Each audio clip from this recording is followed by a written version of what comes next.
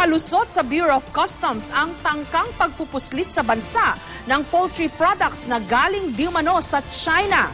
Nasabat ng ahensya ang aabot sa 60 toneladang Peking duck at mga kalapati. Taong 2004 pa ipinagbawal ang pag-angkat ng mga ito mula China dahil sa banta ng bird flu. May report si Marisol Abduraman.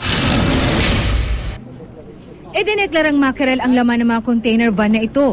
Pero nang suriin daw ng mga taga-Bureau of Customs sa pamamagitan ng kanilang mga x-ray machine, na-discover mga Peking duck pala at pigeon o kalapati ang laman.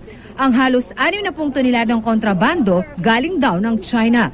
2004 pa pinagbawal ang pag-angkat ng poultry products sa China dahil sa bird flu. Meron tayong bird flu alert, no? So aside from yung protecting the industry ng mga mag-iitik sa atin, meron din tayong protection ng kalusugan ng ating mga kababayan. Yan is for disposal and rendering. Yan ay hindi na natin papayagan pang pumasok sa merkado. Nang buksan ang container van na ito, bumungad sa mga taga-Bureau of Customs ang mga kahon-kahon ng mga mackerel na ito. Sa mga nakahilera dito sa harapan at yung mga nasa ibabaw. Pero nang suriin nila ang mga nasa ilalim at mga nasa likod na box ng mga mackerel na ito, na-discover na mga Peking duck pala ang laman. Ang isa namang container van, mga kalapati ang nasa likod ng mga kahong-kahong mackerel. Ito mackerel pa yan sa ibabaw ha. Gumapang pa ganun, binuksan, na-confirm talagang Peking duck. Ang halaga nito ay 40 million. So kung nakalabas ito sa local market, malulugi na more or less ganung halaga rin itong ating mga local duck raisers. Ayon sa BOC, inaasahan na raw nila ang pagdating pa ng mga ganitong klaseng produkto lalo't magpapasko. Dito sa Binondo, mabenta ang Peking duck at kalapati.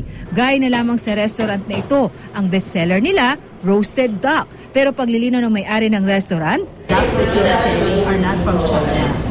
Where are they from, sir? They're from US. How do I make sure the duck is not from China? I think it's the packaging.